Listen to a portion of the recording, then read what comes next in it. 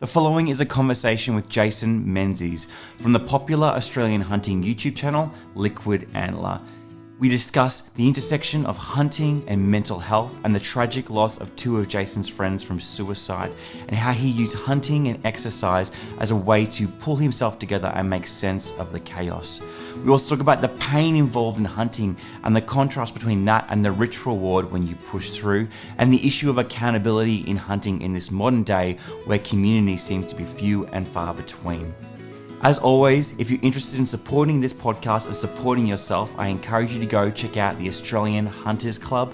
It is the best way to get involved in a hunting community.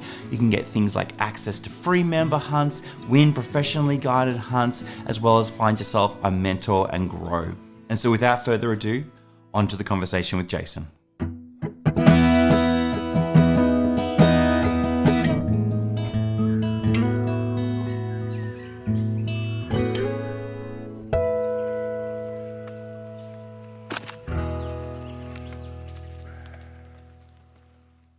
So Jiddu Krishnamurti in Krishnamurti to Himself, his last journal, says this: "One saw a dying bird shot by a man. It was flying with a rhythmic beat and beautifully, with such freedom and lack of fear, and the gun shattered it. It fell to the earth and all the life had gone out of it. A dog fetched it and a man collected other dead birds. He was chattering with his friends and seemed so utterly indifferent. All that he was concerned with was bringing down so many birds, and it was all over as far as he was concerned. They are killing animals all over the world. These marvelous, great animals of the sea, the whales, are killed by the million, and the tiger, and so many other animals are now becoming endangered species. Man is the only animal that is to be dreaded." Jason, can you paint a different picture for me? Can you explain how mankind has a role in this process, this natural evolution, this natural dance that animals play, and that it's not something to be dreaded to hunt, but it's something beautiful, it's something complex, it's something that we should all be involved in? Well, I think definitely as a hunter, there's been a big disconnect over the years with where we source our food from. So for me, as a hunter, being able to source organic food from the bush is nothing better. Being able to provide friends and family with meat that's not coming from the supermarket, and a bit of plastic as you go down to the shop. Actually being out there in the field, slicing the meat, aging the meat, packing the meat, and then being able to give that to your family and friends is, that's one of the main reasons I'm a hunter, is for that food aspect.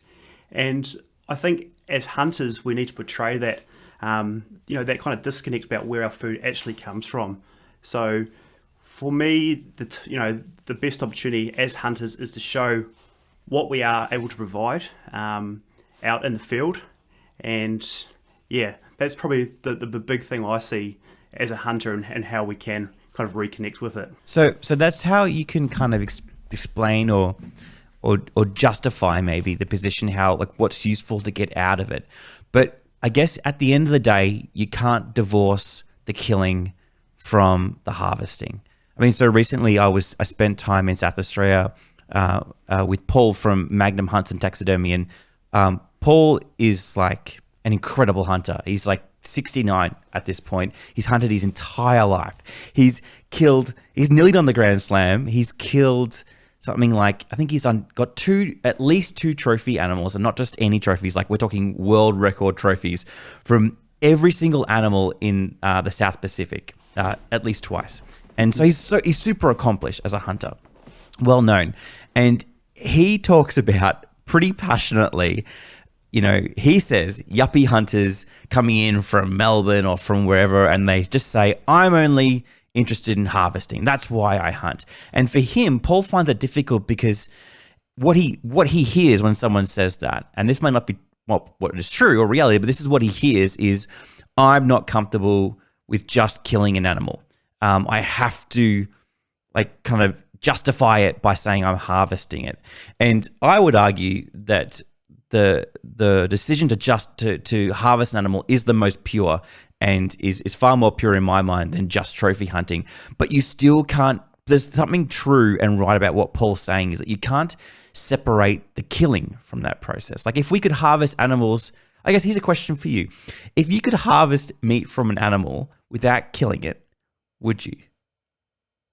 Would you still be a hunter? If you could just walk out into the bush and maybe tranquilize a dart in the side of a deer and just take off one leg, or just take off a single backstrap or something, and it's still okay. Like, it can still function. It can still be out in the wild.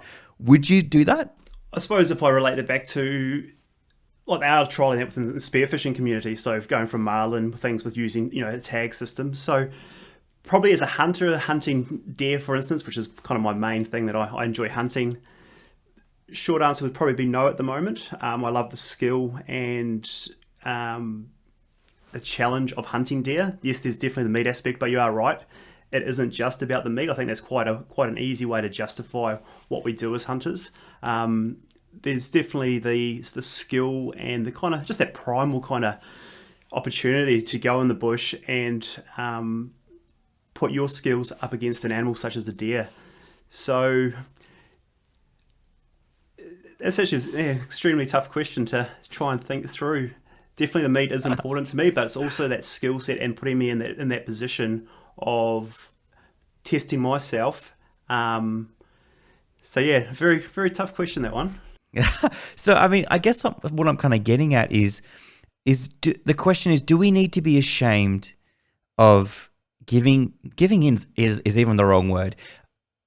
Should we be ashamed of letting ourselves go to that primal place that's clearly in us? Like, it's in our psychology, it's in our sociology.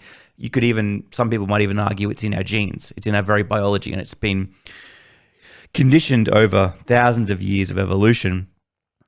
Is it okay to be comfortable with that drive? Because I feel like that drive is in every single human being. I mean, whether it's applied in a social context, human beings just seem to want to dominate. We just seem to want to control. That's evident in everything that we do. And for some reason, it's okay in society now to apply that conditioning to other elements of life. Like, go get that career, go pursue that relationship, go be excellent in all these different areas. But when it comes to hunting, it's like, for a lot of people in society, it's like, no, you can't demonstrate that he Yeah, it's still a very taboo subject, with the hunting. And I think we try and justify it with the whole, the food aspect, which is probably our best way of getting that case across to the public. So Correct. As a hunter, we have to sell ourselves to the community, to everyone pretty much, with, the small minority of hunters that, we're quite a tight-knit community, but the rest of the world that see us, it's probably the best way of trying to sell ourselves in what we do.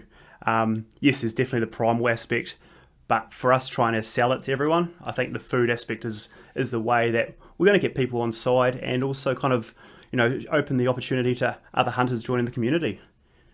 Yeah, I think that's a great point. And I mean, like, if we go back to, when we talk about that drive and that instinct to want to dominate, that, like, when we look at hunting in its most pure and natural form, which is as how it originally, evolved with human beings, we are talking about hunting for food. Like, hunting, there wasn't just a whole bunch of cavemen sitting around going, geez, I'm bored. Do you want to go, go shoot a woolly mammoth for kicks? For giggles? Like, no man or woman did that. It was like, no, we need to eat, we need to survive, therefore we'll do this thing. It wasn't until the age of industry, the Industrial Revolution, when hunting was completely divorced from harvesting, that trophy hunting was even something that people pursued. It was done before that, kind of in the Middle Ages and stuff, with kings and royalty, but that was a different thing. But up until that point, it was like food. And I think the messaging, you're right, it's still important that food is a driving factor, but at the same time, it would be foolish for us even to not even within our own circles talk about the other elements that are involved. Because I completely agree with you. Pushing your body and learning new skills is a key and integral part of hunting. What with deer specifically? Deer, like you said, they're a challenge. Where are the areas that you see your most growth in putting your skills up against the deer? Or where are your shortcomings where the deer is triumphing over you every single time? Well, I'm originally from New Zealand, so I try and get back to New Zealand at least a couple of times a year. But some of that New Zealand country that really pushes you to your limits. That's the times when you're spending weeks in the bush, in remote areas, steep topography, and it's those opportunities that you get, those are the chances that you get to really push yourself, to see what you're made of. And you just can't beat it. Well, that's just one of the things I live for. It's just that opportunity to push myself in the bush. You can see I've got a head on the wall, so I'm not just about the meat. I do enjoy getting out there for the trophy aspect of it. And to put yourself against that quarry in that tough environment is just, I just can't beat it, to be honest. So for instance, when you're hunting, is it Sika deer in New Zealand recently? I was hunting Sika just recently, so I popped back there for 6 days in the bush, just me and a mate. I just spent 6 days backpack hunting in the Kaimanawas. So that was just, same kind of thing, just putting yourself in a tough situation and seeing how you go. So it was cold, it was miserable, but I just loved every minute of it, and I'm itching to get back. Isn't that funny how it's something that, again, in this PC world where we're spoon-fed absolutely everything.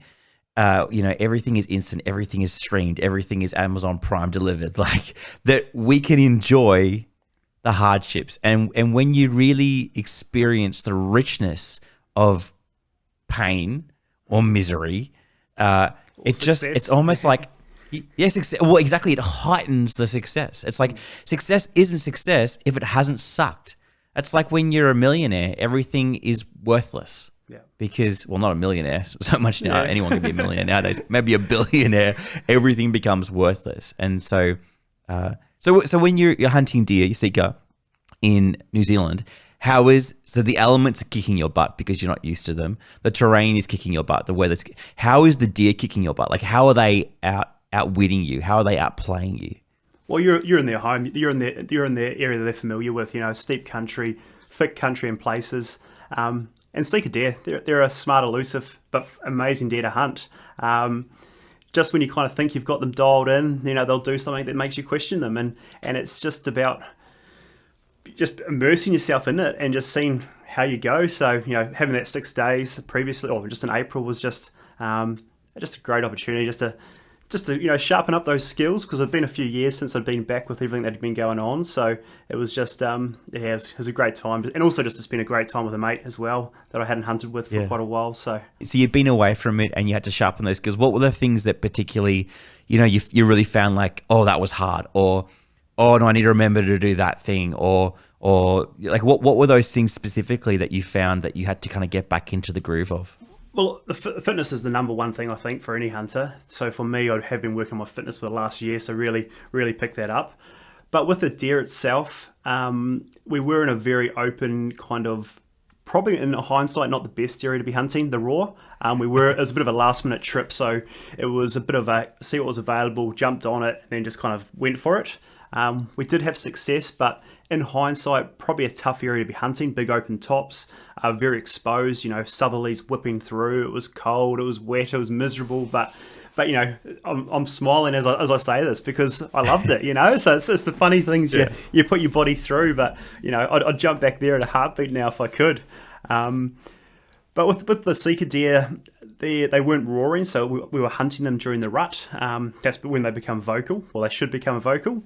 But unfortunately, the time we were there, it was very quiet. So it was more spending that time on the hill glassing, just changing, dropping elevation, checking all the different elevation heights to see where they're feeding, and just trying to familiarise yourself or trying to work out where the animals were, because they were few and far between. And without the vocal kind of the rut or the roaring, that made it a little bit more difficult to actually get onto them. And that's so like, it's like there's, with any situation, I feel like when you're hunting, there's advantages and disadvantages with being a human being. Like, for instance, getting your mountain legs in an area like that sucks. Even when you're super fit, it's still going to suck.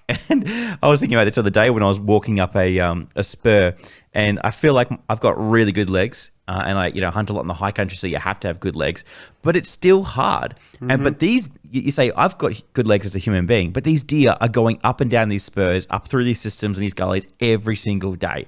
So their legs are like machines. So when you talk about fair chase and advantages and disadvantages with being a human, being up on those mountains and having that disadvantage of not having those legs, you can kind of augment yourself in different ways. So augment your eyesight through binoculars or through a spotting scope is one way to kind of gain an advantage and get the jump on these. Did you find, like you mentioned, you're doing a lot of glassing. Did you see many from a distance and then you're basically having to close the gap? Were you finding that you would see them and then you'd kind of drop elevation, try and get closer and end up sending yourselves out? Like what was that process like? Yeah, so definitely using the binos and the spotting scope a lot just to cover the country, because it's big open tops there with all your beach fringe country. So you're glassing those pockets to see them, hopefully feeding out in the afternoons or evenings.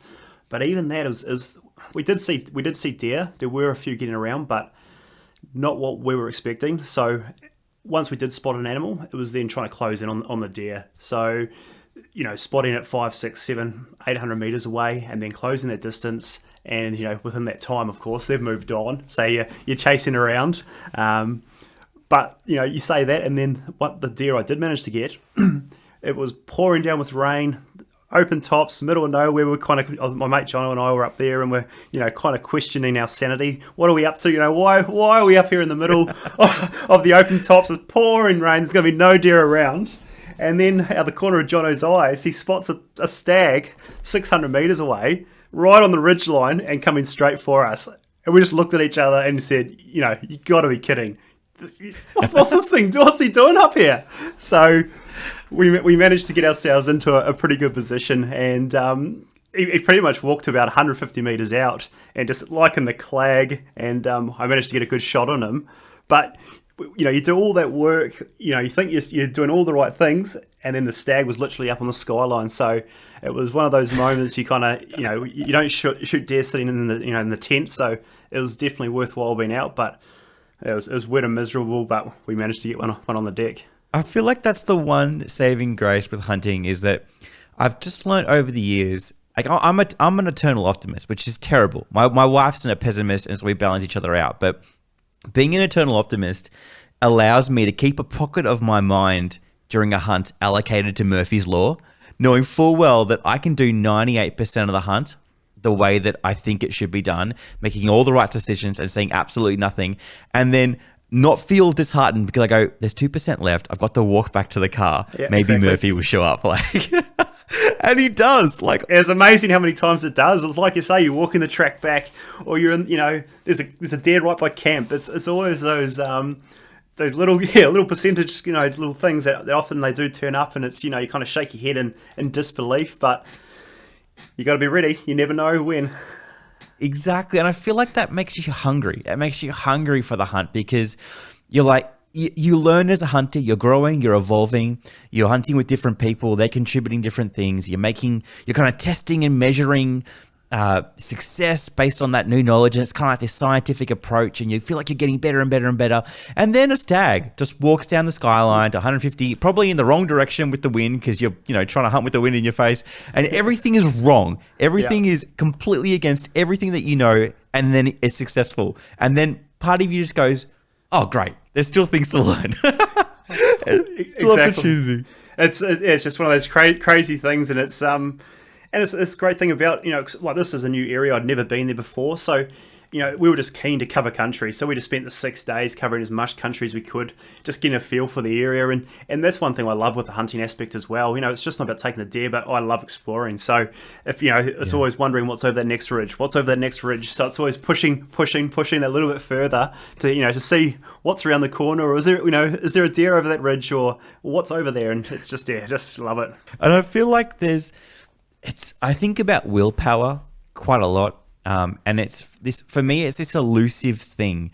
It's like, do you have it or do you not? How do you muster it? How do you grow it? How do you sustain it? How do you test it? All these different things, because there is a level to how optimistic you can be, right? With those ridgelines, it's like, oh, let's just pop over the next ridgeline, and you pop over and like, there's nothing. You're like, okay, let's go to the next one, and you pop over and like, there's nothing. And then you do that for like 6 days, and for whatever reason, that elusive willpower starts to kind of melt through your fingers. You start to lose it.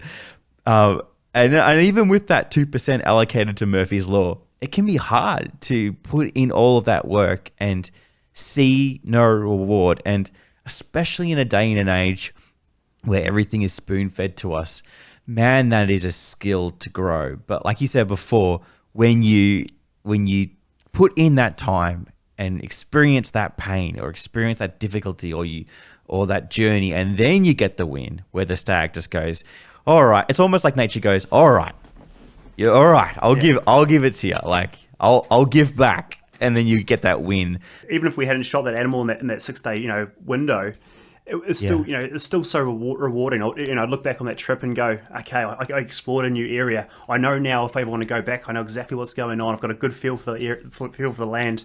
I covered that all that way out there, and I've covered all that direction. So it was a success even without getting the stag for the trip. But it was a little kind of added bonus. Tell me what a trip like that does for your mental health, especially we've experienced a whole lot of lockdowns. I don't want to talk about COVID. No one wants to talk about COVID anymore, but we've experienced a lot of restrictions. Everyone's really busy. You're a busy man yourself with work. What does a trip like that do for your mental health? What do you get out of it? Well, I suppose first of all, I will say, if you do notice the mullet, I am doing mullets for mental health this month. So you're definitely a big thing I'm pretty passionate about. Can I say as well, first off, I hadn't met you before. I mean, I didn't know you before the mullet. So I met you like during the mullet, and I was just like, this is just him. He's just got a mullet. This is mullet man. But you've something you've grown. Yes, I'm growing this for the mullets for mental health. Pretty big thing I'm passionate about. I did lose 2 mates last year to suicide, so it's it just rocks you. So the mental health aspect for me at the moment, and just trying to kind of pass on as much as I learn. So I'm often looking into it and kind of researching about it. But for me personally, the hunting, the outdoors is a huge kind of super important part of my life, and just to reset the old clock, reset the headspace, and just especially I've got a super supportive partner, and she understands how important these trips are for me. So you often see on some of my videos on YouTube, I'm often on solo hunting and camping trips around the place, and often people say, why are you off on a solo trip? Do you really enjoy those solo trips? And for me, it's crucial. It's just that chance just to reset the clock, and I don't know, just to ground myself. And I try at least to get away a couple of times a month just by myself. And super important for me. And I think it could be quite beneficial for other people as well. So let's dig deeper into that. What specifically about being out there in the bush, camping, hunting by yourself gives you that reprieve? You said it kind of resets, it kind of gives something back. What specifically is it about hunting that does that for you? I don't know if it's just the hunting aspect. It's more that kind of solo time alone in the bush for me personally.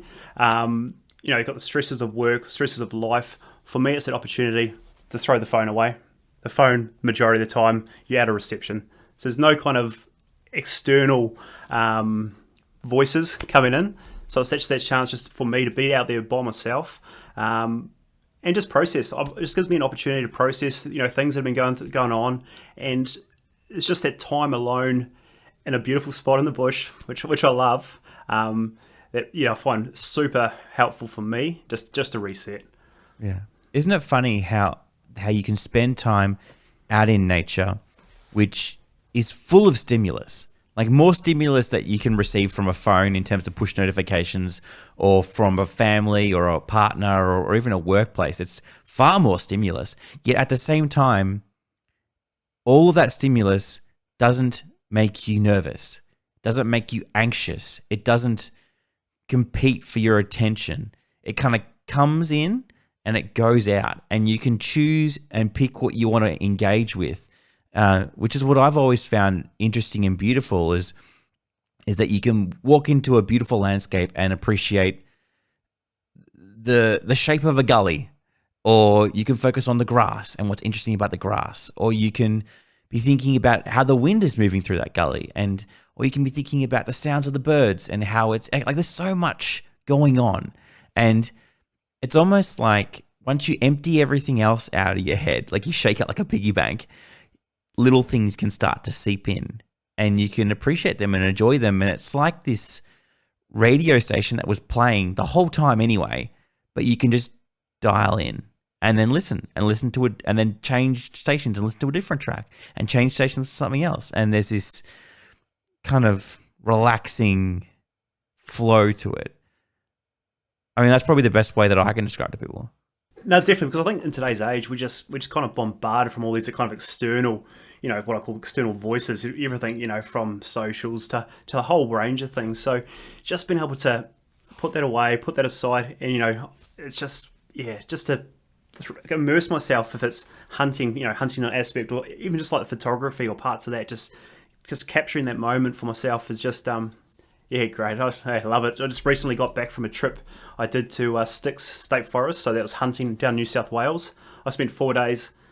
It was about a 6-hour drive from Brizzy, so a fair way south across the border into New South Wales, and then spent 4 days by myself driving around the state forest, exploring all the different campsites, swimming in the river, freezing cold, absolutely freezing winter, but loved it. It's just amazing just being able to explore and take in what the beauty there is out there. It's just it's just magical. It's what I love. It's what I really love.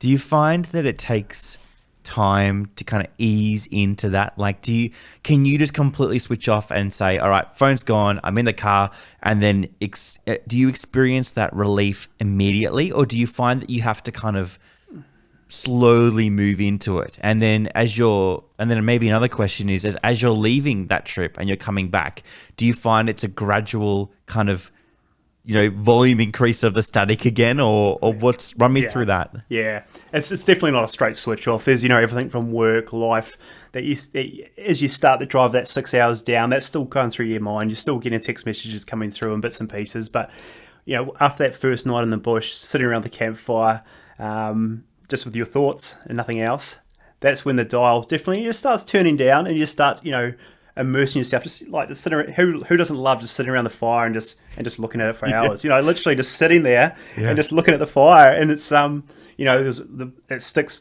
State Forest, beautiful river just kind of bubbling away beside with the fire going, and definitely that dial that gets turned right back down, and just loving it. I think that there's so much. It's interesting when we talk about like people talk about being an effective human being, or getting a lot done, or the measure of value on a human being or on a life, maybe is a better way to look at it, is by doing all this stuff, by achieving all these things.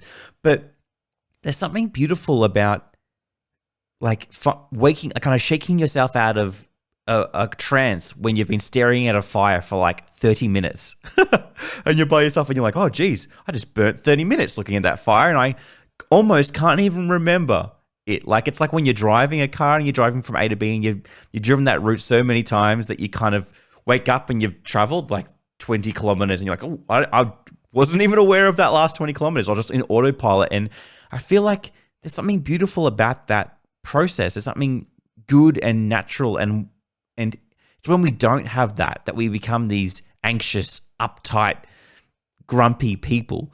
If we don't unwind and we don't almost let ourselves go into autopilot a bit. And fires, like you said, they're great for that.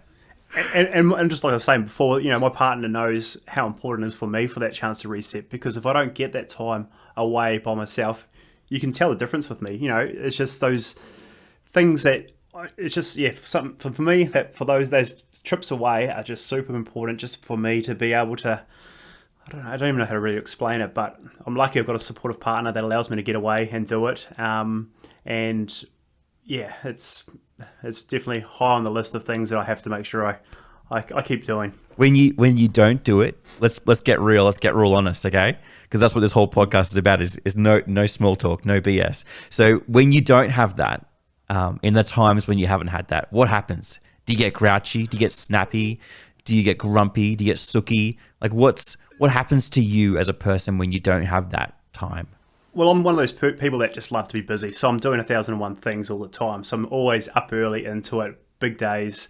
I kind of don't stop. So I've got to find things to keep me occupied. So it's, constantly looking for something. I probably do get a bit short and a bit snappy, and the partner knows when it's time for me to go bush and reset. But otherwise, I try and if I don't get away, then I try and make up for it by doing more things, I suppose, here in Brisbane. But yeah, I just start increasing my workload in bits and pieces to try and compensate, I think. And it's just been good to be able to slow everything right back, turn that dial down, and then just take that time out for me, which I don't think enough people do.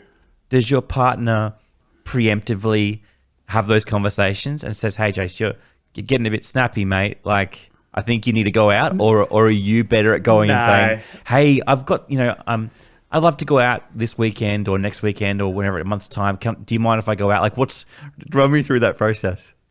Yeah, it's just more me letting her know that it's time. Yeah. It's time for me to head bush for a bit of a trip, and so load the ute up and off I go for 1, 2, 3 nights and then back and then then I'm good for another couple of weeks at least. Does she know? Did she know you were like that before you met her, or is this something that's evolved throughout your relationship? Like, when you met, did you say, "Hey, I'm this person. These are my needs. This is how I act. This is how I recharge.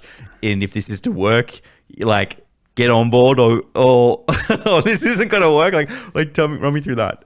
Yeah, no, definitely. I've been very open since the start, especially about being a hunter. That was number one. So I've been hunting for, I don't know, 20 years now. So that was always, I've been with my partner 10 years, I think. So she, from day one, I've made that very clear that hunting was an important part of my life. So, which she's accepted. She's not, she doesn't come along hunting with me, but she accepts what I do and what I love. So I definitely made that super clear from the start, because you need someone that's going to be supportive. I know that this is such a big part of who I am, and if you don't have that supportive partner in their relationship, then it's, in my mind, it's not going to work. So, having that support from her, being up front from the start, back just before I met her, I spent 6 months hunting with a mate through New Zealand. So I kind of gave her a heads up of what I have done previously and what I might do again in the future. So just to make it super clear that, how big an important part it is for my life. And, that she accepts it. So, and super supportive. So what more can you ask for? That's so good. I mean, like, I think some people just, they find it hard to make that initial concession, but at least what I've received from my wife, what I've learned from my wife, and when we've been talking about this, is that she's found it easier the more that she's allowed me to do that, because she's much the same. We talk about it being like an elastic band or a rubber band, and if she lets me stretch and kind of distance myself, then I will spring back. And when I spring back, I'll be a better man for it. I'll be a better husband. I'll be a better father. I'll be a better friend. I'll be a better lover. All of these different things. But if I stretch and then she springs back to me, all I want to do is stretch again. And then we're further from our starting point. And if we do that enough, we'll find ourselves in a completely different location than where we actually want to be. And so that analogy has been really helpful for us. And I know that now she knows, my wife Amy knows, that I'm happier when I'm back. And so it's like small sacrifice. I mean, especially for us, because we have kids, young kids.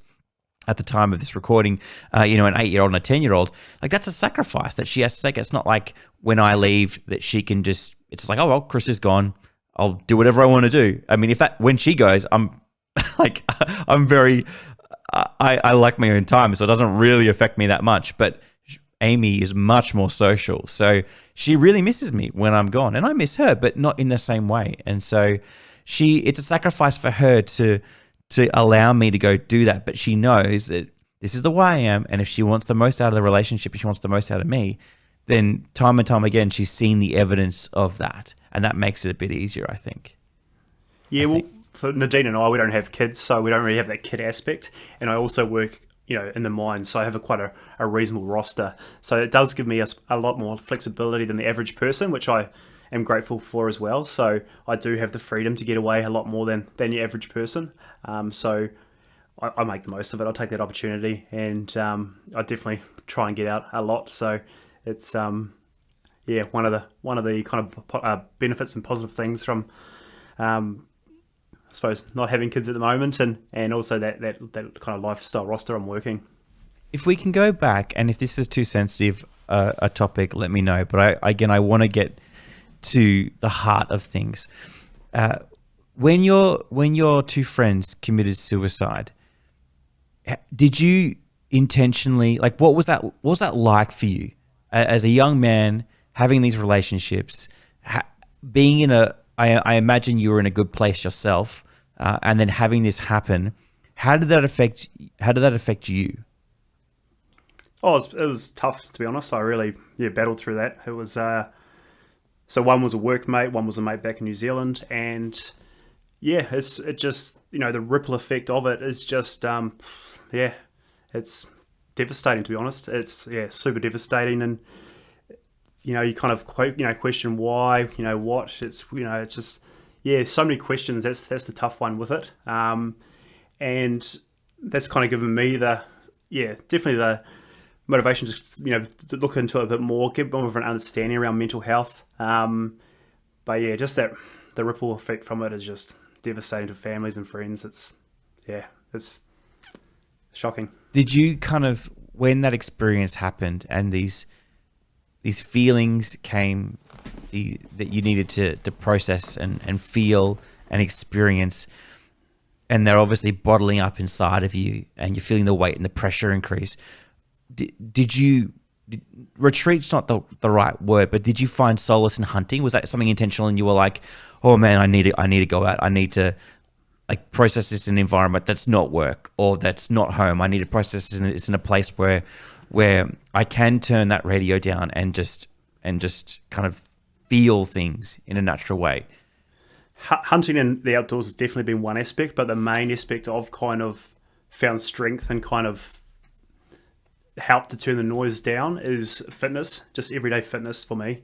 So pretty much once that happened, just got myself into a regular kind of routine of exercise, to be honest. And from there, just kind of religiously sticking to that routine and incorporating the hunting and outdoor kind of lifestyle into it. But, I'm out at work 11 days straight. So I work 11 days on, 10 days off. So, it's kind of that groundhog day with one of my workmates that actually passed last year. So, you're kind of in that environment, 11 days. And for me, fitness, exercise, every evening getting into doing something has helped me just, kind of deal with it, as well as just turn the dial down and you feel so much better as well.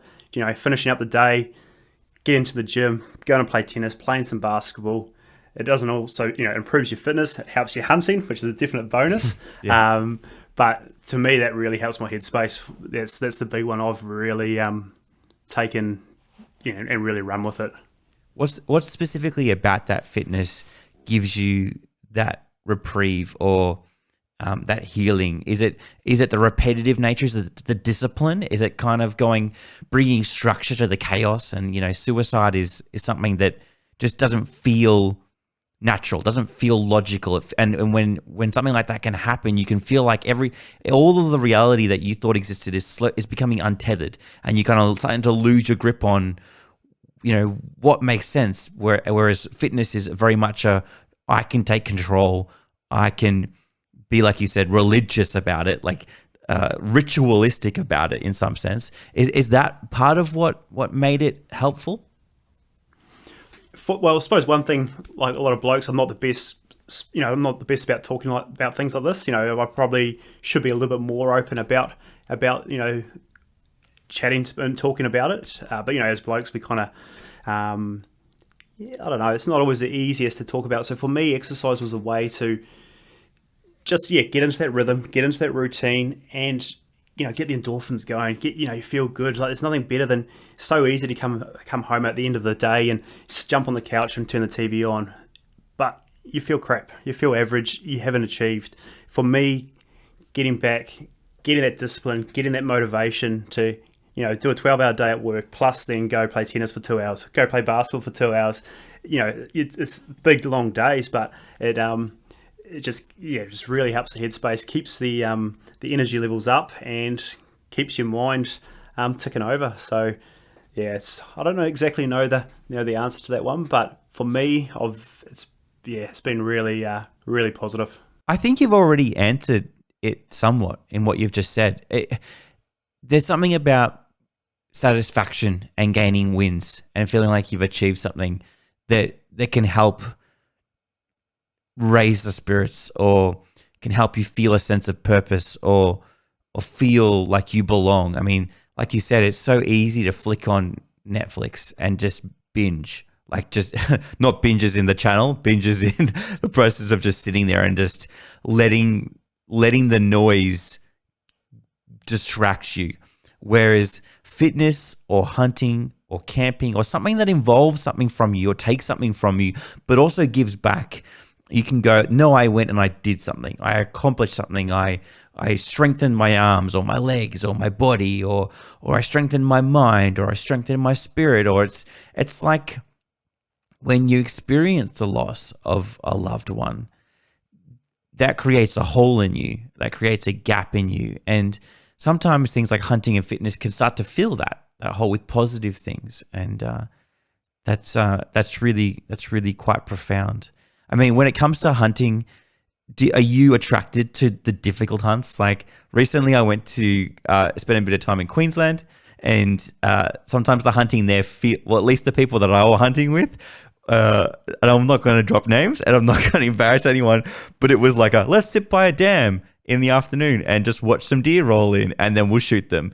And for me, my kind of background in hunting is 3 days of pain on crazy elevations, walking a lot, and it hurts. And if you get to see a deer, that's amazing. And if you get to see a deer and execute on that deer, that's even better. And then you've got a sucky job of packing up like a 230 kilo sambar from the bottom of a system and bringing it back up the top for like a day of work. So it's just sucks and it's just hard. Which do you prefer, or do you like to mix and match? Like what's the kind of hunting that you like to do? So I'm lucky enough up in here in Queensland, I do have access to some private property, so it is a little bit on the easier side of the hunting kind of aspect. I enjoy that. It's a good chance to go out there with a mate and spend time with him. But in the day, the hunts that I love are the ones that are really going to test you. So if it's, heading back to New Zealand, hunting, wapiti and Fiordland, or chasing tahr in the Southern Alps, or sika, or whatever the quarry is, it's definitely those hunts that are going to push you further and further and further. So, like I was saying before, I spent 6 months with a mate. We hunted the length of New Zealand, so started down Stewart Island, South Island, North Island over 6 months. And, we're doing trips in the bush up to 3 weeks at a time, carrying all our food and bits and pieces in the backpack, and, really pushing the limits of what you could do. So those are the hunts I love. Unfortunately, I don't do them as much as I'd like these days, but I'm hoping to start increasing it now with the borders back over, getting back to New Zealand a fair bit more. I'm even tempted to pop down and give the Samba a run down the Vic High Country, and maybe spend 7 days hunting the Samba, which I think is definitely up on the old bucket list. Yeah, that's great. Well, mate, you're more than welcome to come down with me. And you can leave me for dead and show me. You can show me how to hunt Samba. I feel like maybe this is something that you can resonate with. Creating content on YouTube yourself, but you make things on YouTube and you release things, and as a hunter, people just assume that you think you're great, or that you think you're a professional, or you're I've never claimed to be a great hunter, a great shooter. I've never claimed to know lots of things or be a professional, and yet people just love to rip on you, no matter what. And definitely. You think you're trying to help, or I love just documenting my hunts, documenting things I do, and you get all the comments. So I just kind of let that soar over the top of my head. And at the end of the day, I'm me. I'm doing what I love doing, and if I don't bone a deer out the right way, or if I don't do whatever the exact correct way, then I don't care. Like, this is just me being me, and you can like it or you can hate it, and it's just it's the YouTube and the social thing. You're always gonna have the people that are probably the majority are all positive comments, and it's only those few people that you're always gonna kind of get. So it's the nature of putting yourself out there, and you kind of have to expect it, to be honest. There's so many people sitting behind their computer thinking they're all experts, and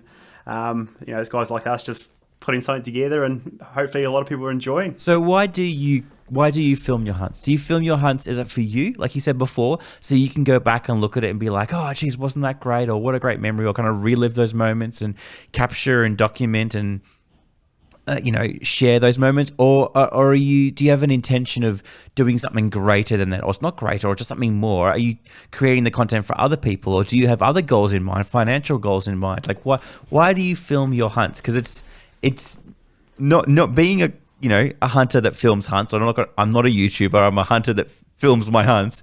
I know that there's a sacrifice involved in that. It's like if 100%. it's like you're sacrificing your time, you're sacrificing your brain space, your attention, you're sacrificing on your ability to execute on that hunt. And so if you're not doing it for a reason, then don't do it. So my question to you is this: why do you film your hunts?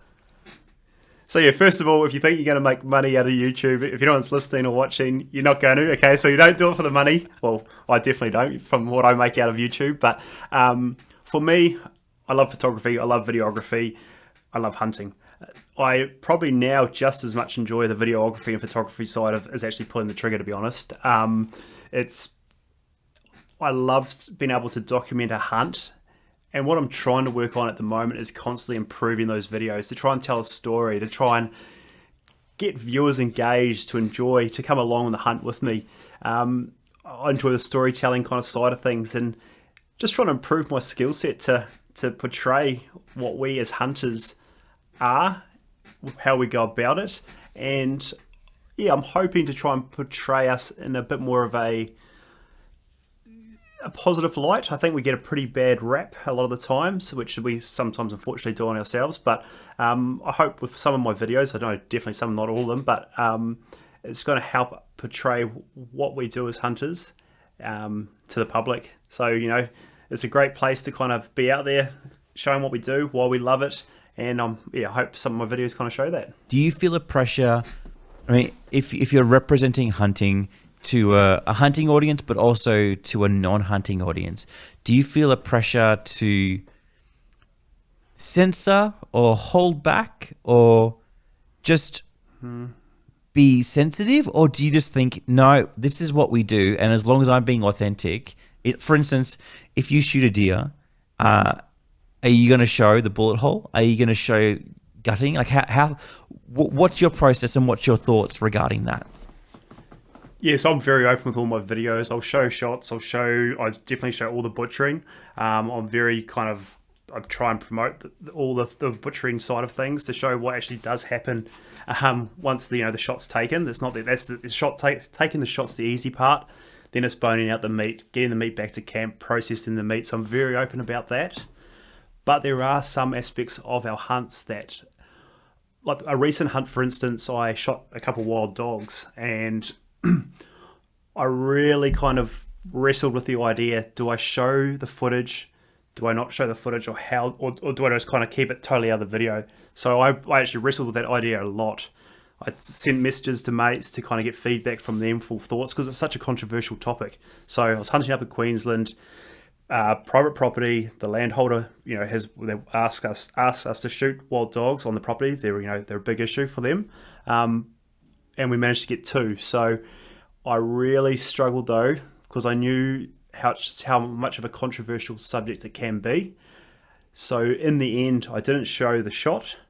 I showed a little bit of footage of the wild dogs, and I kind of left it at that. And I kind of gave it a bit of a spiel in the comments about why and the reasoning behind it. But that's probably been one of the harder videos I've put together. I just really didn't know how to go about it, and I think I came up with a pretty good compromise, but it's still a very tough one. That was probably the toughest to date, actually. Do we have to compromise? I think we do, to be honest. I think on a platform like YouTube, or we as a hunter need to portray... It's almost like a marketing campaign, to be honest. I kind of see it as like a marketing campaign for hunters or hunting. If we don't compromise, I think it can be quite a tough pill to swallow for a lot of the public, which is fine for a lot of people. A lot of hunters will just be like, that's what it is. But I think we need to build our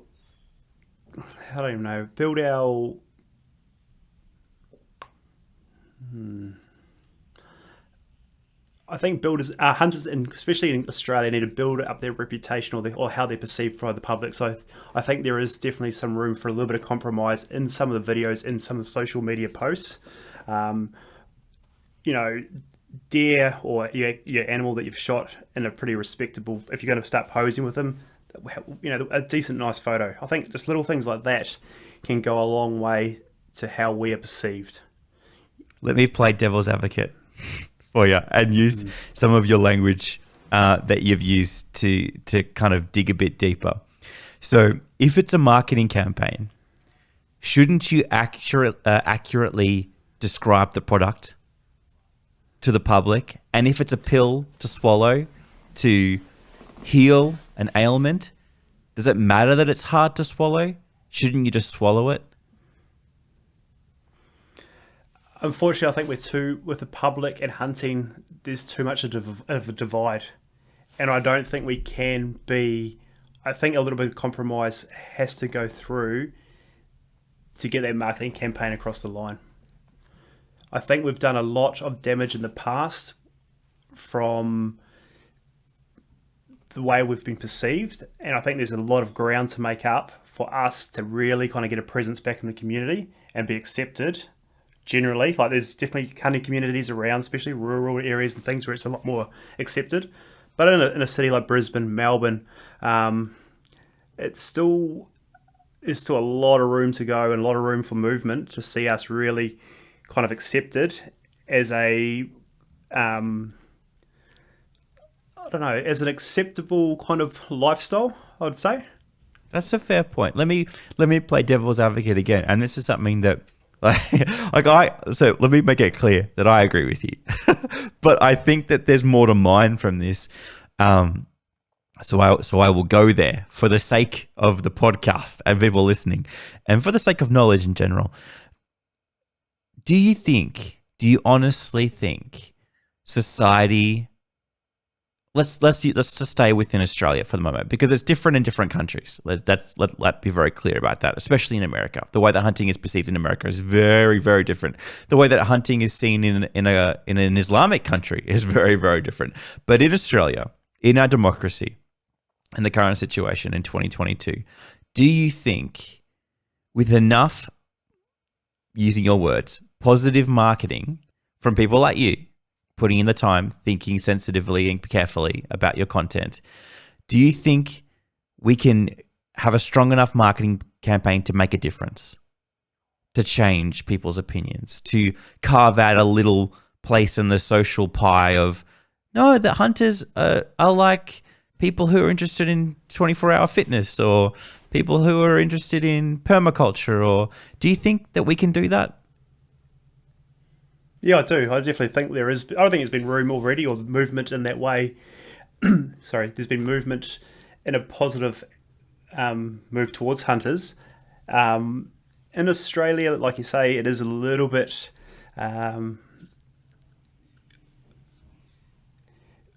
Okay, so being originally from New Zealand, hunting as a way of life is accepted around the country pretty well. Australia, since moving to Australia about 10 years ago, hunting has always been I've always been very open about it, always been proud of it, but it's always been it was a big shock coming from New Zealand to Australia and seeing how hunters were perceived. But I think there has been progress, with the main one being food, of marketing the food aspect of hunting.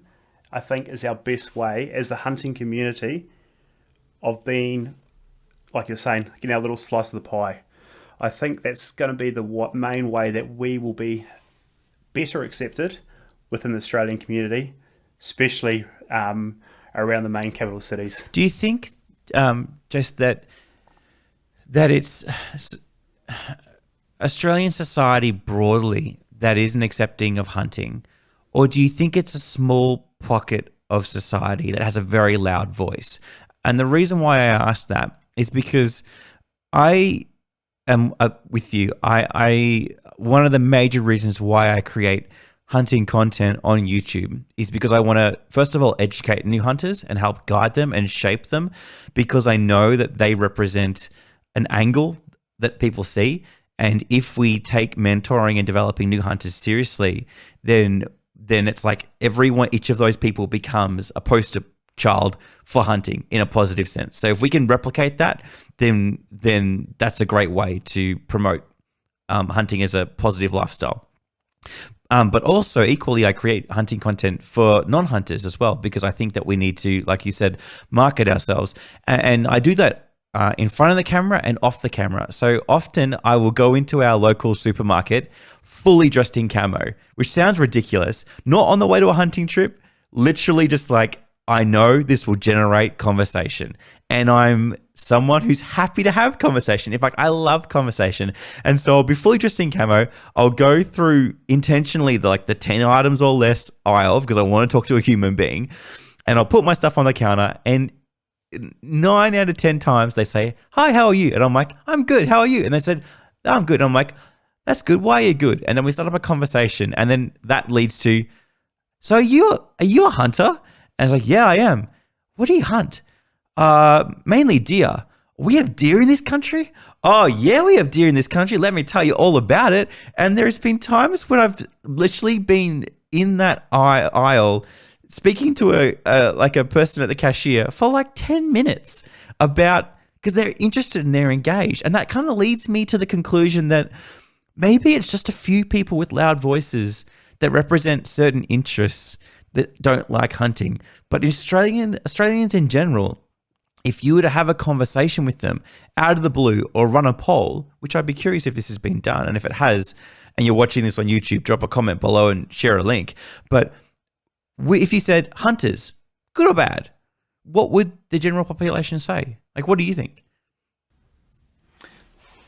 First of all, I think I've had exactly the same situation with you of raising that conversation that, yes, I'm a hunter, and then you talk to someone and, what you hunt, what do you hunt, where do you hunt, all this, and it gets that they're often, the majority of people are super interested and question, like you say, I can spend half an hour to an hour quite quickly rattling off what I'm up to and where I've been and what's going on. So I've definitely had that experience a lot, and I always am very open about it and try and get that conversation wherever possible. With the poll or how hunters are perceived across Australia as a whole, I honestly wouldn't know. Wouldn't it really? Yeah, it's a tough one. I think a majority would be that, yes, we're okay. Yeah. And that potentially it is that the minority that really sings the loudest. And I think as the hunting community, we probably have to turn our dial up a little bit every now and then and kind of, talk about why and what and the reasoning behind why we should, kind of have a stronger presence or a stronger voice in Australia. But yeah, you're probably quite right. It is the minority that's singing the loudest. But yeah, we should get a bit of a poll going, I reckon, and see what the Australian people are saying. Let's dress up in camo and walk around the streets of Brisbane and Melbourne with a clipboard. Yeah, I'm up for that. And we'll make sure that we're covered in blood and we've got deer hair all over us, and we'll say, "Hunters, good or bad?" I mean, the reason why I think it's helpful to think about this is because, and I haven't done a lot of thinking about this, to be honest. It's just something that came into my head, and I thought, we want to go deep, so let's go deep. The reason why I think about it is because if that is the reality, and it is a small pocket that's singing really loud, like you've said, then that determines our posture and position when we're just acting like hunters. Because I feel like, and correct me if I'm wrong, whether you've had a different experience in this than what I have, that we can often be very defensive because we assume that everyone's out to get us. And especially on the socials, where you see one person make a single mistake and everyone jumps on them, everyone tears out their throat. I had an experience recently in a Facebook group where a new hunter asked a question, and he said, "Hey, I'm new to hunting. I've just got my license, but I'm also really interested in bow hunting. I'm really keen to get out there and into the state forest and do some hunting, especially kangaroos. I love kangaroos. Really looking forward to bow hunting kangaroos. Man, I love kangaroo meat. Can anyone offer me some tips or places to go?" And I saw that, and what I saw, and this is not what everyone saw, this is what not what most people saw. What I saw is, here's a person who's interested. They're enthusiastic. They're asking questions. Isn't that awesome? Now, there are some things that they clearly don't understand about the laws concerning hunting in Australia, especially concerning kangaroos, which you can't hunt legally, and especially not with a bow. But he doesn't know that. And before I could even chuck a comment in, there was like 60 comments of people slamming this guy with all sorts of profanities and allegations and shame on you and you give hunters a bad name. And it's like, people, this guy asked a question. Let's not be this crazy defensive, scared population that feels like we need to jump at a single misstep. Rather, if we could be a community that's understanding and, again, taking people under our wing and saying, mate, you know what? That's awesome that you're getting into hunting.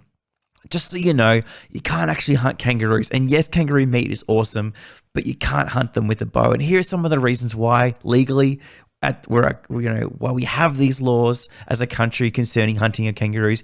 But these are things that you can do and like kind of push them in that direction. I mean, what are your thoughts about that?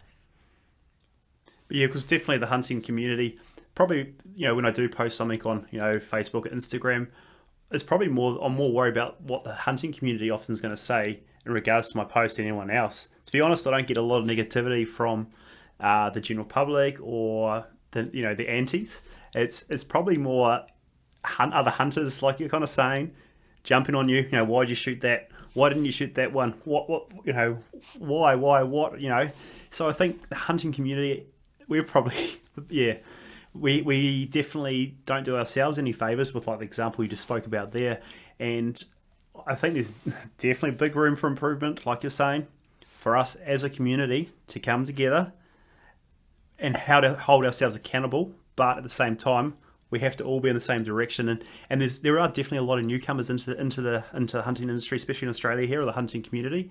And it's about trying to mentor, show them the right way, and kind of guide them as you're saying. But yeah, the people are very quick to jump on that keyboard and slam a new guy that's coming in, or even the older guys that have done maybe something that was a little bit questionable. We have to learn, kind of grow and be in the same direction. Otherwise, we're just going to get picked apart. So you mentioned some interesting things. Accountability. How in this modern day and age do we stay accountable as hunters, especially with increasing restrictions or further limitations? Look at Queensland, for example, no state forest hunting, and there are a lot of people, a lot of hunters who feel the pressure of that. They have this desire, and I would say a wholesome desire, to want to get out there and hunt, but they don't have access to property. And so, like you said, sometimes hunters make questionable decisions. Poaching is a huge issue across Australia. It's a crazy issue in Queensland. I mean, it even happens in places where there is state forests like Victoria and New South Wales, but it happens obviously everywhere. How do we keep ourselves accountable? Accountability is a big one. I did a few videos just on. I just went out and explored some of the state forests up here in Queensland just to see what game and things I could come across. And there's a lot of deer in there. There's a lot of deer in our state forests, and the majority of the comments were from hunters saying, "Poach this, get a bow, hunt it at night." So yeah, there is a huge issue with poaching going on in the state forests. It'd be great to see the government move to adopt something like the New South Wales, state forests. You can hunt across the border in New South Wales, but I don't see that happening in the short or long term. But accountability as a hunter, at the end of the day, we're all individuals, and as much as we are a community, there's always going to be people that are not going to play by the rules, unfortunately. And often those are the ones that are going to get the spotlight. They're the ones you see in the news. The kangaroo that's been shot with a bow, with a bow and arrow, and they got the arrow sticking out of the kangaroo. It's the big things. Those are the things that always make the news. It's probably those rogue few that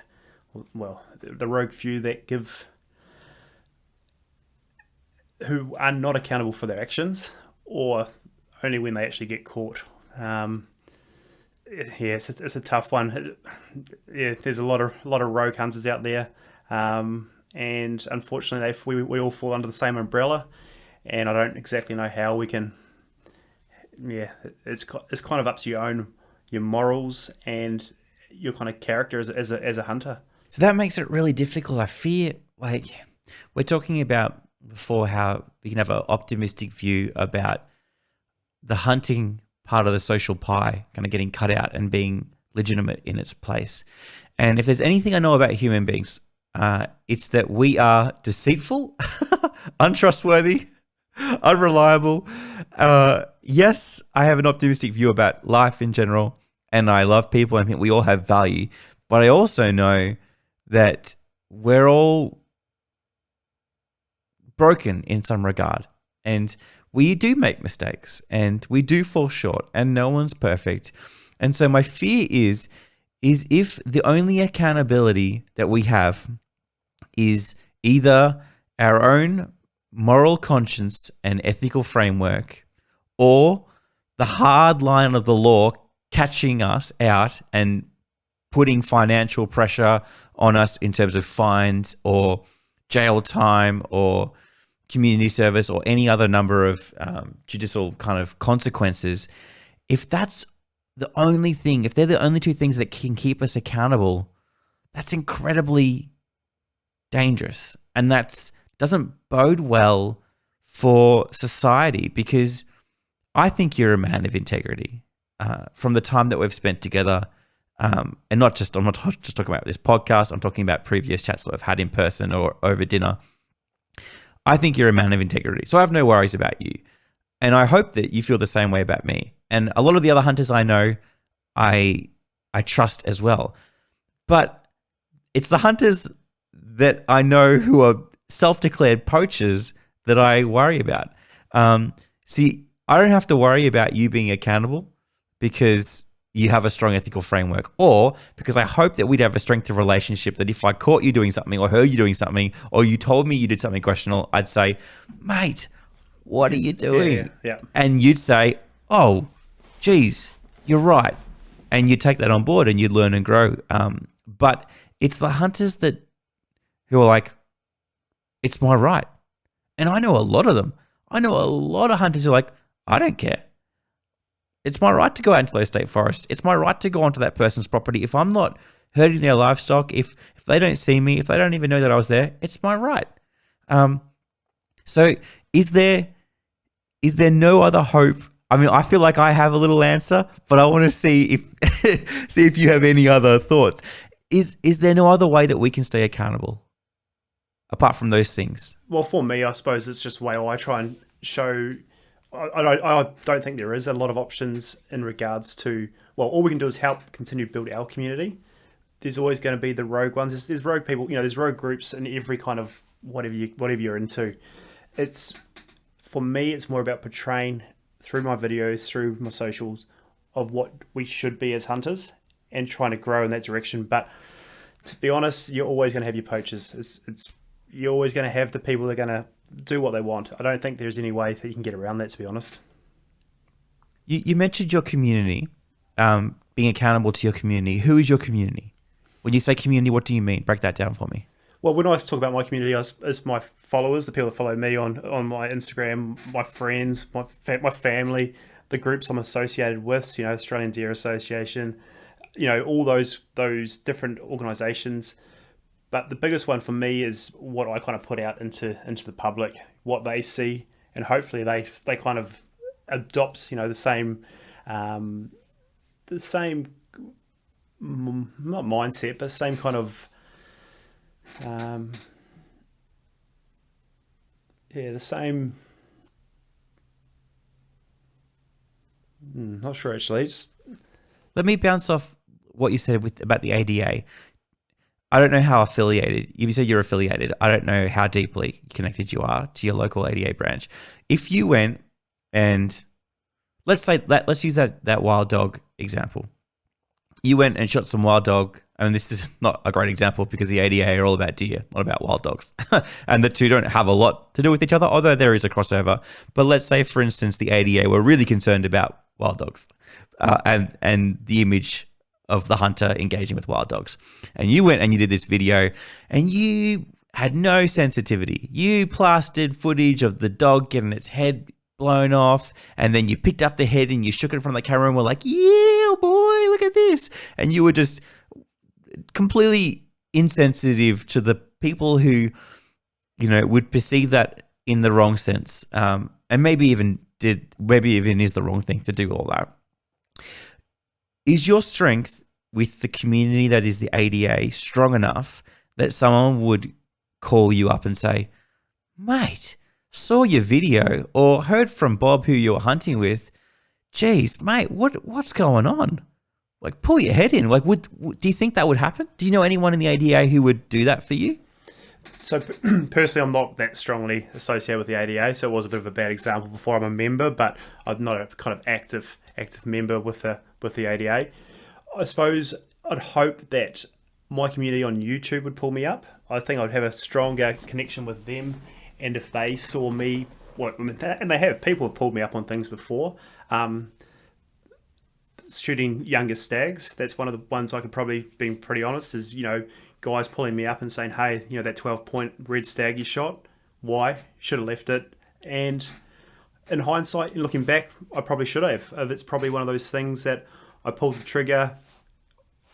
I have to, I made that decision. I took that stag, and then someone has said, was it the right decision? Was it the best decision for the Queensland herd in that area? And if I had given that deer maybe a couple more years, it was a 12-pointer, but it would have definitely had some more room for length. So I suppose that's somewhere where the community, or my community through YouTube, has kind of gone, hey, was that the right decision? That's probably the best example I can think of.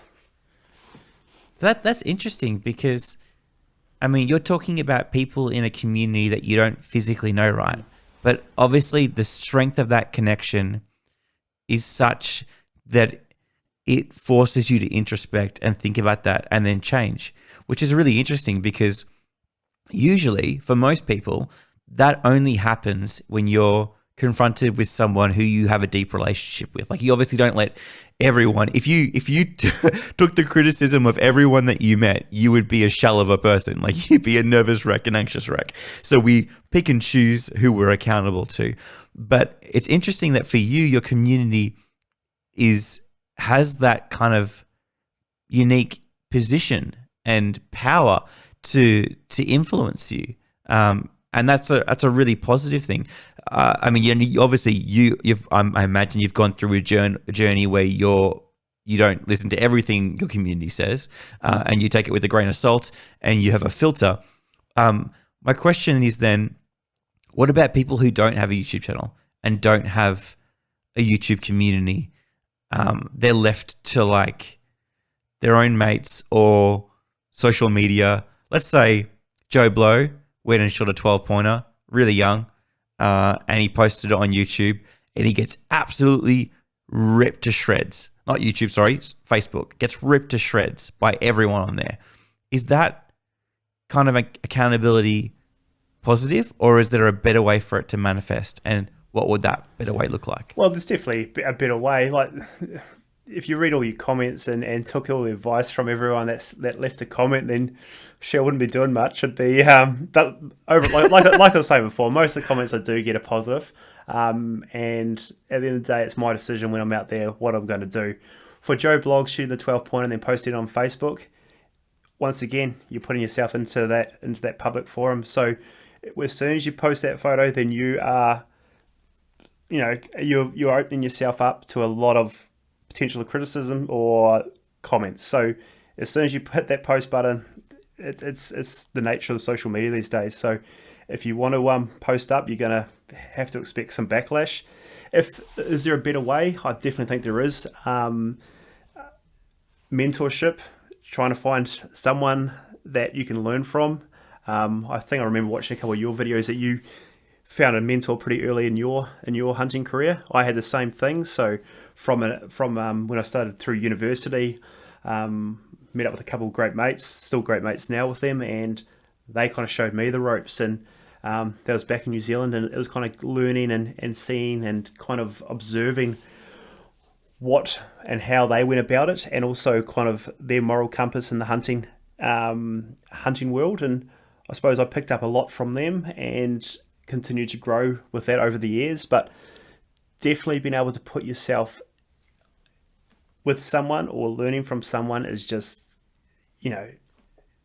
leaps and bounds, in my opinion, above posting things up on Facebook and trying to get the public feedback from there, because, yeah, it can be pretty confronting. The public thermometer of like, how hot is this? Let's just dip my finger in. Oh, it's really hot. Yeah, exactly. Well, so then the question is, Jane Doe has just started hunting. What's your advice for her on how she finds a mentor? So I often get comments. I'm always getting comments from guys saying, "Hey, can you take me out public hunting? I can't hunt anywhere up in Queensland." And unfortunately, the land I do have access to, I can't go there by myself. It's through another person, so I don't personally have public access or private access to mentor people. What I usually recommend, which is probably not the best way to leave that, if as I say, join the Australian Deer Association. That's an easy one that you can soon get yourself around like-minded people. They do branch hunts. They do have some exposure. Apart from that, to be honest, I that's my usual go-to. It's just the Australian Deer Association. There are a few pages on Facebook which hunting beginners in Australia and bits and pieces, and it's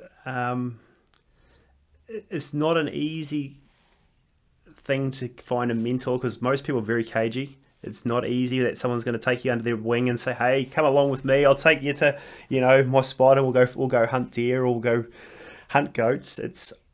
Unfortunately, it's going to be a lot of trial by error, a lot of learning. There are a few good courses that people do run. Not so many up here in Queensland, but I know definitely down in Victoria and things, they do some great hunter education training. Yeah.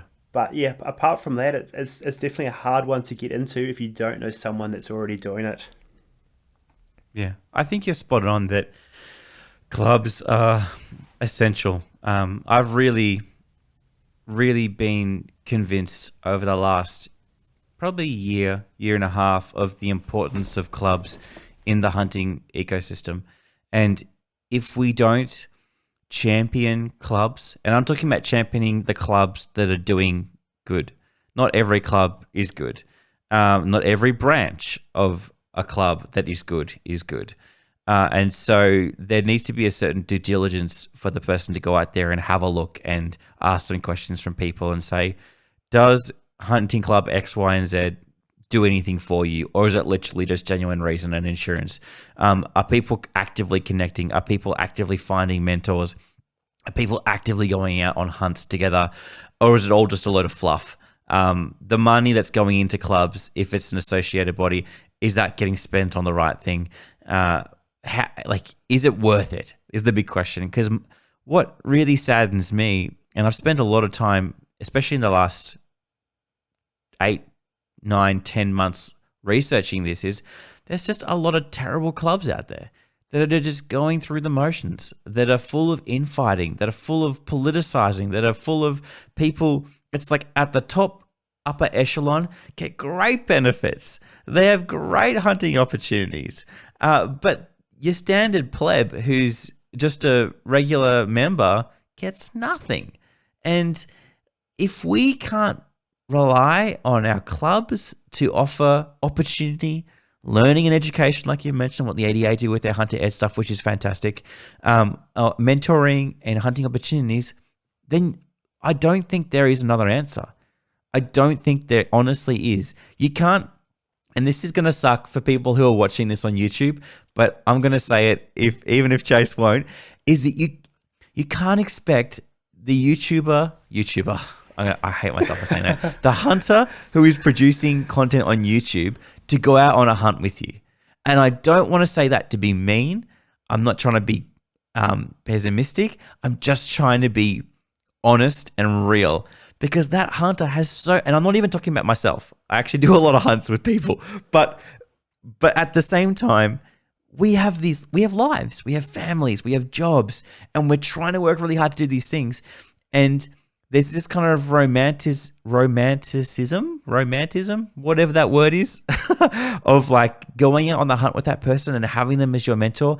The reality is that if they've got like 5,000, 10,000, 50,000 subs, as these channels do, they can't do that for 50,000 people. They might be able to do it for one person, and if they do, that is a miracle, and that is fantastic, and that is awesome. But they can't do that for everyone. Jason can't. I can't. Prof D can't, Zebra can't, the guys from Bolt Action Productions can't, Hill Dog can't. Like, that's not the answer. I think the answer is finding a really good, authentic, honest, hardworking club that can connect you with people who can. Because, again, you can teach someone to fish. You can give someone a fish, or you can. What's that phrase? I don't. What a dumb thing to say. What's that? You can give a man a fish, or you can teach him to fish. I think that's it. No, I'm not sure. Says the New Zealand. I was like, that must be one of those Australian sayings. Oh my gosh! Drop it in the comments. That saying. But basically, the axiom, the truth behind it is that it's far more beneficial to teach someone to empower themselves, and that's done in clubs. That's done in connecting in real clubs that really care, and there are some fantastic clubs out there, little ones and big ones. Obviously, I'm biased in that I run a club and I'm putting a lot of time and effort into that, but it's exactly because of this. It's because of this realization that if we don't do this seriously, if we don't take this seriously, then social pressure isn't enough. In terms of like out there in the world, social media presence pressure isn't enough. Laws are not enough. You won't grow and you won't learn and you won't get access if you don't find people to be accountable to, and that's only going to happen in clubs. And what do you think about that? Yeah, and it's just in your community that you're starting to build. I haven't seen a lot of negativity on there yet, so it's been good to see. It seems quite a positive. A lot of positive members, which is great. So hopefully it continues, and yeah, it's very cool to see what you're building there. I think you've like the question behind the question of what you said is true in that it's amazing now if it scales, which I hope it does, because it has to scale if it's going to be beneficial to hunters at a national scale, which is what I want, which is what I think we need. Will it stay positive? And obviously the answer is won't stay probably as positive as it is now. Like you said, there's always poachers, there's always idiots in every community. But I think part of the difference, and this has happened, I think that you even see this in some of the other smaller clubs that have been had presidents or people who started it, who have a really strong ethos or value system, and they champion the club, and people gravitate towards them, and they say, "Oh, Jim," or like let's use Paul for example that I was talking about before in South Australia. Paul started the ADA branch in South Australia. Paul is the reason why we have deer in South Australia, like literally running out wild. Which a lot of people will be like, "That's terrible," like non-hunters, but for hunters, like, good job, Paul.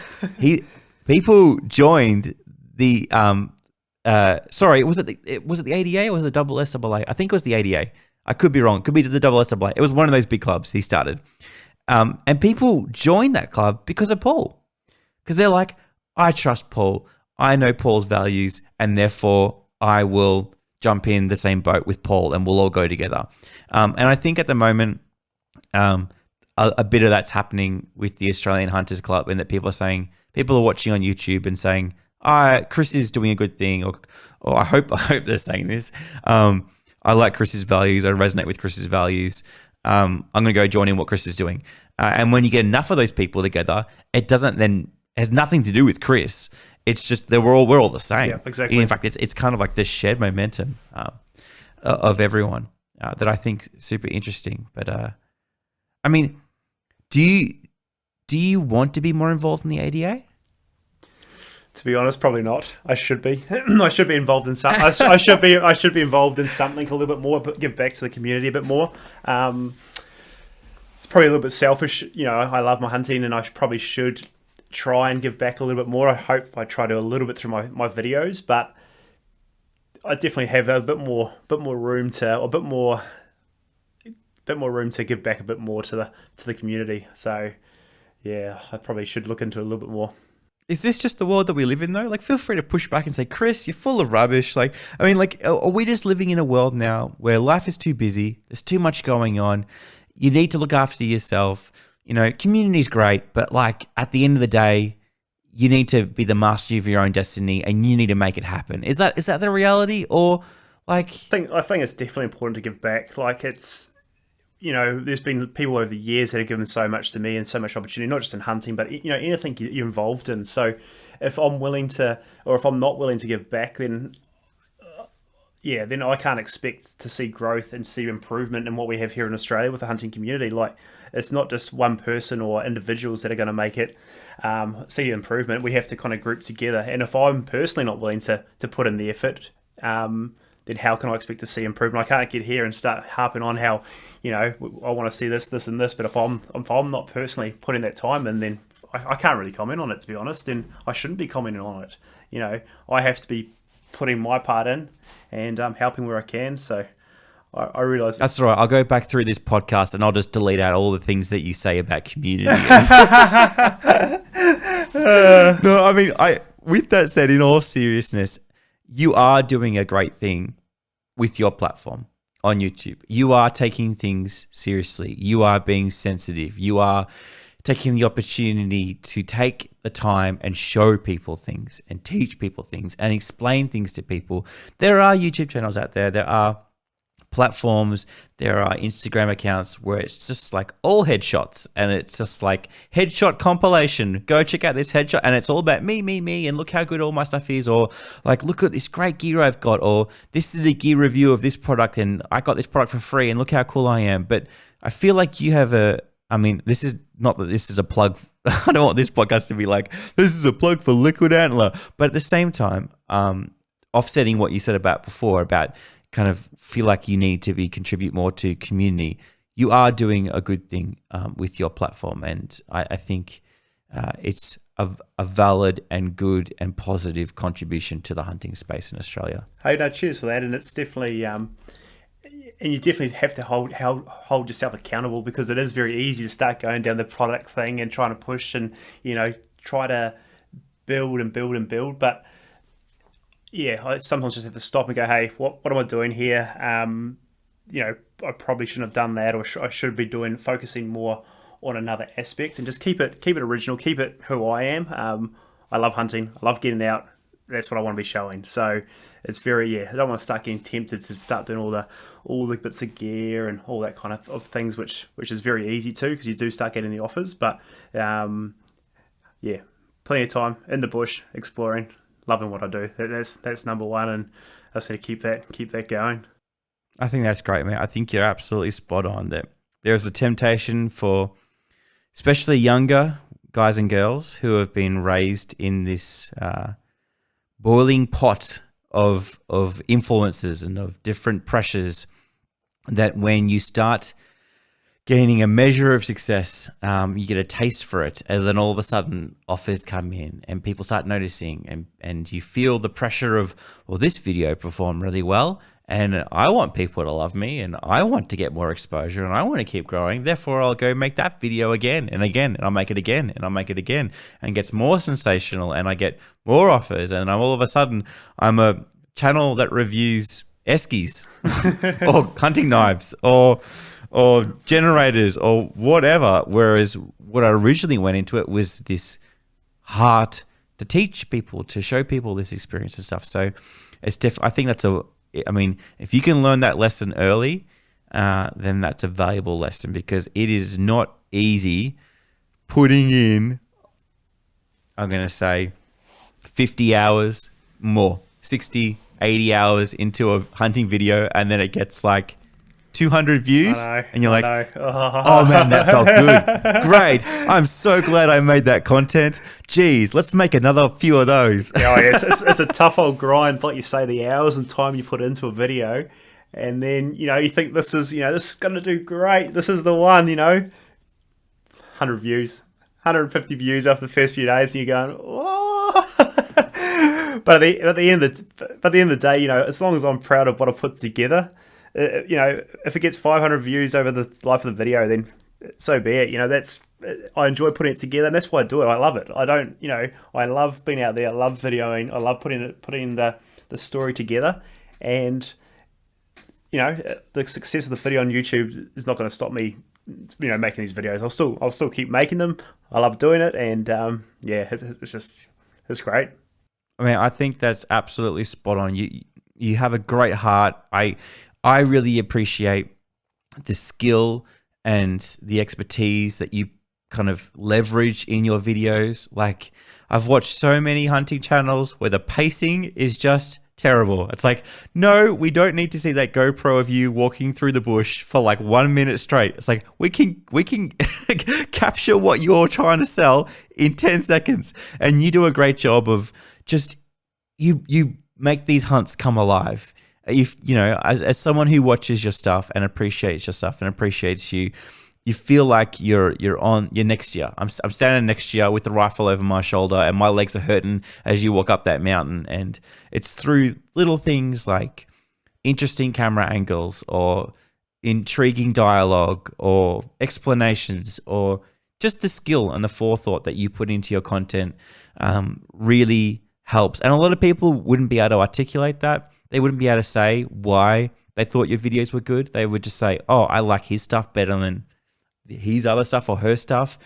So I hope that you hear that from me, from someone who goes through the same slogs and who tries to make sure that I put in the extra effort to honor people's time and honor the attention that they're so willingly giving to the video with making it great. That I think that you do that too. And I want to thank you for coming and spending the time talking to me and being open and authentic and tackling difficult questions and answering authentically and not answering when you don't have the answers.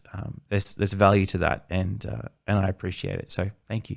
Thank you for getting to the end of this conversation with Jason Mensies from the Australian hunting YouTube channel, Liquid Antler. I encourage you to go check him out if you're interested in some fantastic, authentic Australian hunting content. And thank you for your attention. I know it's difficult to follow through a conversation like that that's a little bit more in depth, but I think that there is great value that we can take from that conversation, especially regarding mental health and hunting.